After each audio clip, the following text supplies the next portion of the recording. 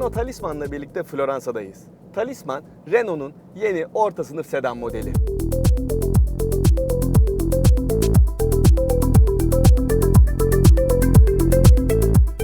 Talisman'da Renault çok güçlü rakiplerin olduğu bir sınıfa giriş yapıyor.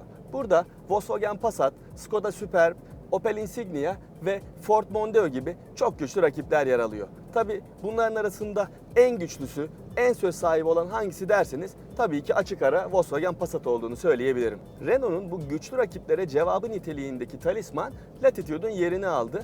Bakalım Latitude'un yerini alan bu Talisman güçlü rakipleri karşısında neler yapabilecek? Her zaman olduğu gibi incelememize aracın dış tasarımından başlayalım. Bir kere Talisman bana sorarsanız yerini aldığı Latitude'dan görünüm olarak çok daha modern ve çok daha etkileyici duruyor.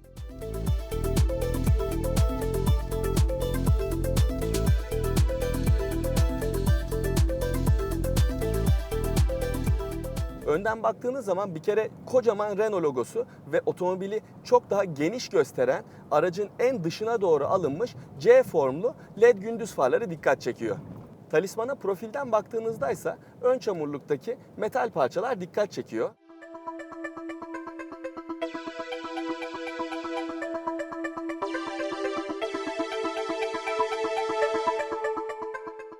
Ayrıca uzun gövde, geniş aks mesafesi ve arkaya doğru incelen cam çizgisi neticesinde otomobilin dinamik bir havası kesinlikle var. Otomobilin en farklı ve en atletik görünen yeri neresi diye sorarsanız ben kesinlikle arkası olduğunu söylerim.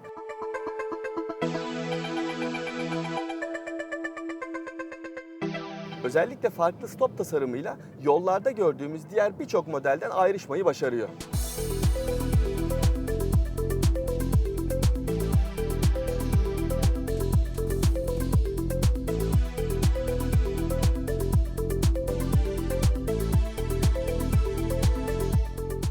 Bagaj kapağının neredeyse tamamını kaplayan ve yatay yerleştirilmiş formu neticesinde stoplar otomobile arkadan baktığınız zaman çok geniş algılanmasını sağlıyor. Ve yatay form neticesinde yere yakın daha sportif bir otomobil imajı da aynı şekilde verilmiş. Gelelim Talisman'ın kabininin nasıl olduğuna. Bir kere yerini aldığı Latitude'la kıyaslayacak olursak buranın tamamen yepyeni olduğunu söyleyebilirim. Kullanılan malzemelerin kalitesi iyi. Burada yumuşak plastik malzeme var. Burada tahta bir parça ve altı da deriyle kaplanmış. Göze gayet hoş görünüyor. Ama bunlardan daha önemlisi burada dikine yerleştirilmiş tablet benzeri dokunmatik bir ekran olması. 8.7 inçlik bu dokunmatik ekran üst donanım seviyesi olan ikonda standart olarak sunuluyor. Touch versiyonundaysa burada yatay yerleşimli 7 inçlik bir dokunmatik ekran var. A-Link 2 sisteminin yüklü olduğu bu dokunmatik ekran hem ekran üzerinden hem de buradaki kumanda vasıtasıyla kolaylıkla kullanılıyor. Fakat benim ufak bir eleştirim var. O da çalışma hızının bana sorarsanız biraz yavaş olması. Küçük eşyalarınız için oldukça iyi yerler sunulmuş. Vitesin önünde burada kapaklı bir göz var. Ayrıca vitesin yanında da yine sürgülü kapağa sahip 2 tane bardaklık ve kol dayama var.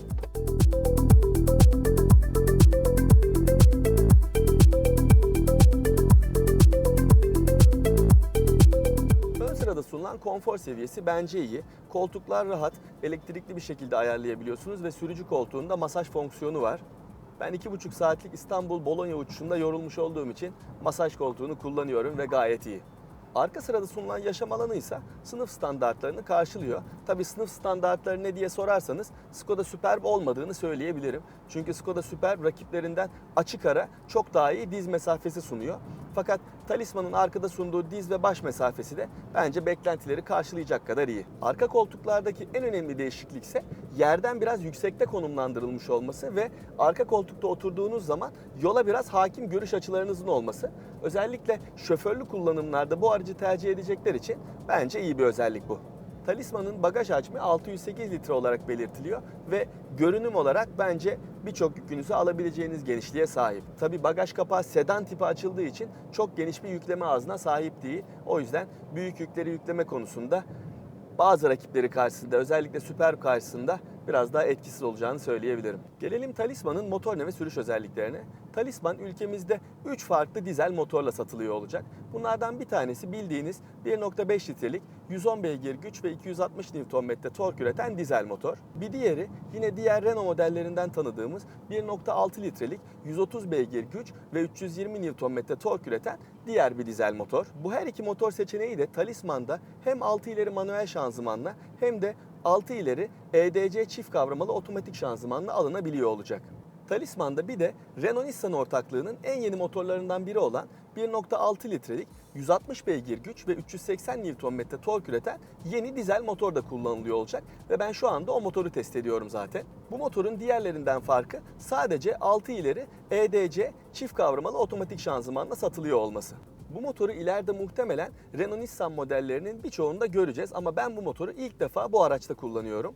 Rakamsal değerler kadar kullanım anlamında da gücünün ve çekişinin çok iyi olduğunu söyleyebilirim. Talisman'ı Floransa çevresinde birkaç saattir kullanıyorum ve bu süreçte 120 kilometre yol yaptım. Hem otoyolda hem de belli köy yolları, dağ yolları diyebileceğim ara yollarda da kullandım. Açıkçası motorun beklentilere çok iyi cevaplar verdiğini burada yineleyebilirim. Ayrıca performans konusunda bunları sunarken tutumluluk konusunda da iyi işler ortaya koyduğu da şu anda bana yol bilgisayarında gösterilen 5.8 litrelik ortalama tüketim değeriyle de kendini kanıtlıyor bence. Talisman'da orta sınıftaki rakiplerinde olmayan 4 kontrol diye isimlendirilen bir sistem sunuluyor. Bu 4 tekerleğin birlikte hareket edebiliyor olduğu anlamına geliyor. Öncelikle şehir içi manevralarda size hareket kabiliyeti ve kolaylığı kazandırıyor. Yani siz belli bir açıyla direksiyonu kırdığınız zaman arka tekerlekte ters aksta dönerek sizin dönmenizi, park etmenizi kolay bir hale getiriyor. Normal sürüş esnasındaysa ön ve arka tekerlekler birbirleriyle koordineli olarak çalışarak virajları daha dinamik, daha hızlı bir şekilde dönmenizi sağlıyor. Talisman'da bir de sürüş modlarını seçebiliyorsunuz.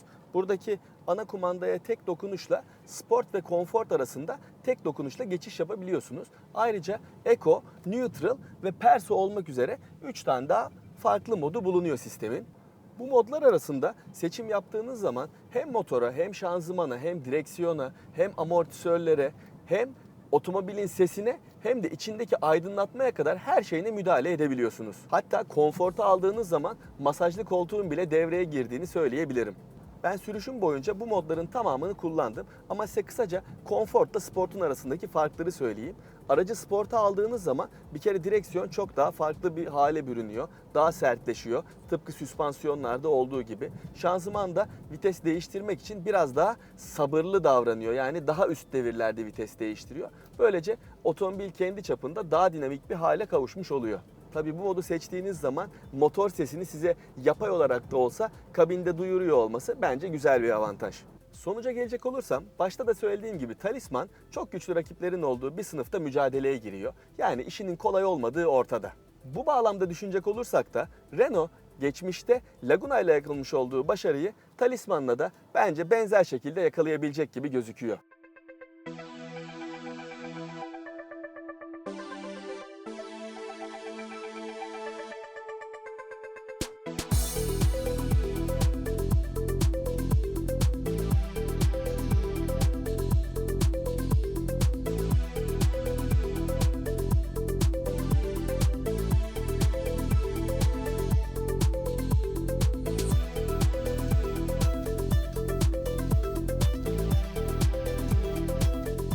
Önümüzdeki haftalarda izlemek istediğiniz araçları marka ve model belirterek videonun altına yorum olarak bırakmayı unutmayın. Tabii ki bu videoyu beğenmeyi ve paylaşmayı da. Görüşmek üzere.